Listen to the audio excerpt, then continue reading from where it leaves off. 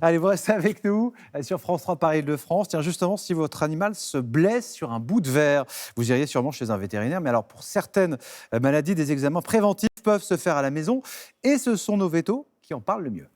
I said, oh my God, I see you walking by. Bonjour Guillaume Robito. Bonjour. Vous êtes vétérinaire et professeur à l'École nationale vétérinaire d'Alfort.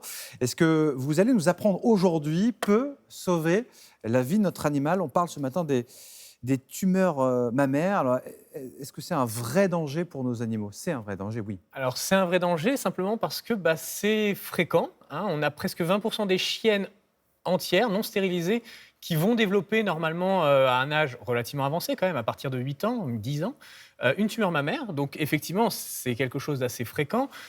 En dehors de ça, il faut savoir que parmi ces 20%, il y en a la moitié qui vont être bénignes, donc pas forcément très impactant pour le chien, mais l'autre moitié, elle, va être maligne.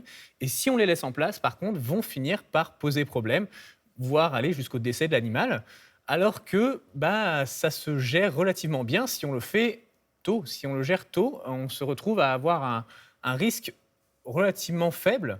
Il suffit pour cela de checker son animal, hein, tout simplement. Alors, comment on fait justement? Comment on peut savoir que notre animal, notre chien, notre chat a une tumeur? Est-ce que c'est forcément visible? On le voit tout de suite? Alors, on ne commence pas par le voir, on commence par le toucher. En D'accord. réalité, ça se pose sur le tissu mammaire, donc au niveau des mamelles, hein. Alors, petit rappel, les mâles ont aussi des mamelles, mais pour le coup, ne sont que très très rarement atteints par les tumeurs mammaires. Donc D'accord. là, on parle vraiment de la femelle, et en particulier les femelles soit entières, soit stérilisées tardivement.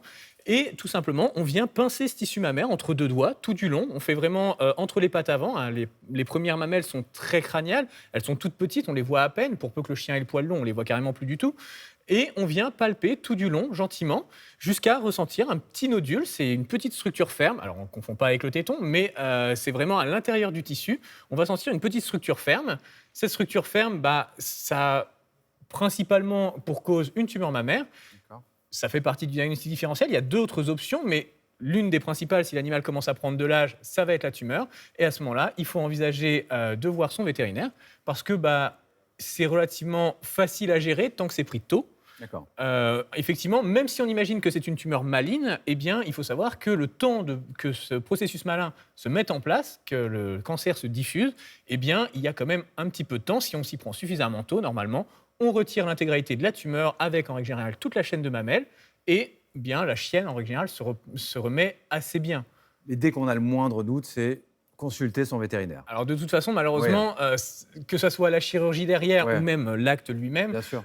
il faut effectivement souvent confirmer par un vétérinaire à un moment ou à un autre. Alors, est-ce que c'est une tumeur qui peut s'apparenter à celle de l'homme ou ça n'a rien à Alors, voir? il y a effectivement un facteur assez similaire avec le cancer du sein. D'ailleurs, la tumeur mammaire chez la chienne est utilisée dans certaines études comme un prototype pour les études chez l'humain. On se doute bien qu'on ne va pas faire des expérimentations sur l'humain, hein. Donc effectivement, on peut se servir de ces tumeurs-ci chez le chien pour essayer de regarder. Une fois qu'on a retiré la pièce avec la tumeur, on peut essayer d'étudier dessus des facteurs qui nous permettraient d'avancer sur la science humaine. Mais malgré tout, il y a quand même pas mal de différences, ou plutôt beaucoup plus d'avancées chez l'homme qu'on ne peut l'avoir chez le chien.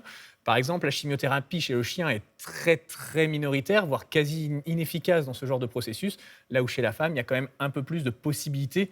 On n'est pas forcément obligé de lancer une ablation complète du sein. Alors, est-ce qu'il y a des races de chiens ou de chats qui sont plus sujettifs justement aux tumeurs? Alors non, a priori, Non. il n'y a pas de Non. race prédisposée sur ce Ouais. problème-ci. Par contre, il faut savoir qu'il y a des facteurs prédisposants, notamment la stérilisation. On sait que stériliser et stériliser précocement va améliorer le problème, D'accord. va diminuer les chances. Alors effectivement, on ne descendra pas à 0%, mais diminuer les risques, alors qu'à l'inverse, une stérilisation après 2 ans et demi d'âge, a priori, ne changera plus rien. Donc la stérilisée à 3 ans ou la stérilisée à 5 ans, c'est la même chose pour les risques de tumeur mammaire. Après, il y a d'autres choses qui sont toujours préférables de stériliser ou non, mais pour les tumeurs mammaires, avant 2 ans, 2 ans et demi, pour avoir le maximum d'efficacité. Alors Guillaume, vous êtes vétérinaire, donc je le rappelle, et professeur à l'École nationale vétérinaire d'Alfort. Si on a un doute, est-ce qu'on peut venir vous voir justement à l'École nationale Bien vétérinaire? sûr. Il y a des Alors, consultations?